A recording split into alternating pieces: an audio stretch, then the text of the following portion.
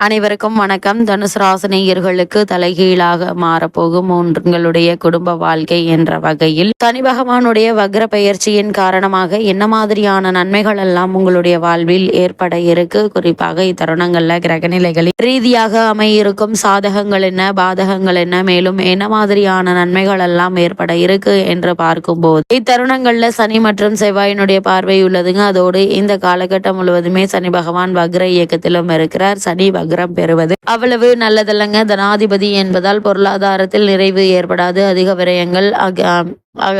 அதிக விரயங்கள் ஆக்கிரமிக்குங்க. பொது வாழ்வில் வீண் பலிகள் வரலாம். நினைத்த இலக்கை அடைய வேண்டுமானால் நினைத்ததை கடைபிடிக்க வேண்டும். உறவினர்கள் பகை உருவாக இருக்கு. உள்ளத்தில் நினைத்ததை உடனடியாக செய்ய இயலாது. நல்ல சந்தர்ப்பங்கள் நழுவி செல்கிறது என்று கவலைப்படுவீங்க. எதையும் யோசித்து செய்ய வேண்டிய ஒரு நேரமா தான் இக்காலகட்டம் அமைஞ்சிருக்குதுங்க. சனி மற்றும் செவ்வாய்க்குரிய சிறப்பு தலங்களை தேர்ந்தெடுத்து வழிபட்டு வருவது எண்ணற்ற நன்மைகள் உங்களுடைய வாழ்வில் ஏற்படுத்தி கொடுக்க இருக்குதுங்க. தனுசு ராசினியர்களை பொறுத்த வரைக்கும் பொது வாழ்வில் உள்ளவர்களுக்கு மதிப்பு மரியாதை உயருங்க. தொழில் மற்றும் வியாபாரம் செய்பவர்களுக்கு மந்த நிலை மாறுங்க. உத்தியோகத்தில் உள்ளவர்களுக்கு உயரதிகாரிகள் அனுகூலமாக நடந்து கொள்வாங்க. கலைஞர்களுக்கு நட்பால் நன்மை கிடைக்க இருக்கு. மாணவ மாணவிகளுக்கு போட்டிகளில் வெற்றி கிடைக்க இருக்கு. பெண்களுக்கு துணிவும் தன்னம்பிக்கையும் அதிகரிக்குங்க. எதிர்பாராத பல முன்னேற்றங்களும் ஏற்பட இருக்கு. தனுசு ராசினியர்களுக்கு கிரகநிலைகளின் ரீதியாக கூறப்படும் பரிகாரம் என்ன என்று பார்க்கும்போது சிவபெருமான் வழிபாடு சிறப்பான ஒரு வழிபாடா அமையுது.